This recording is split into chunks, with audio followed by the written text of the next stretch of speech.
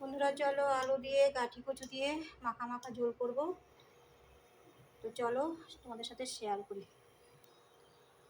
গাঠি কচুগুলো কিন্তু আমি সেদ্ধ করিনি, কাঁচাই ভাজবো। তো চলো তেল গরম হয়ে দিয়েছি, দিয়ে দিচ্ছি নুন, দিচ্ছি হলুদ,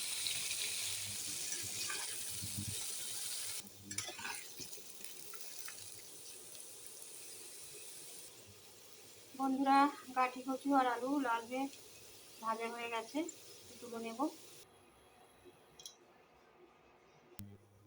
তেল গরম হয়ে দিয়ে দিচ্ছি তেজপাতা, তেজপাতা লাল হয়ে দিয়েছি জিরে, জিরে তেজপাতা লাল হয়ে দিয়েছি আদা বাটা, জিরে বাটা, লঙ্কা বাটা,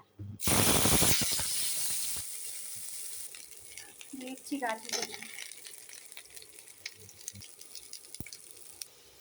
বন্ধুরা মশলা কষানো হয়ে গেছে, দিয়েছি জল।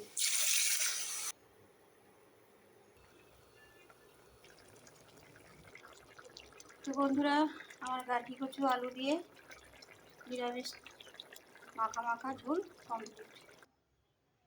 বন্ধুরা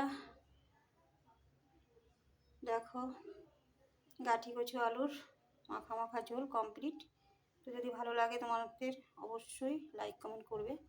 তো চলো আজকে দুপুরের মেনু তোমাদের সাথে শেয়ার করি। দেখো এখানে লাল শাক, এখানে ঝাল ডাল, এখানে আলু ভাজা আর গাঠি কচুর ঝোল।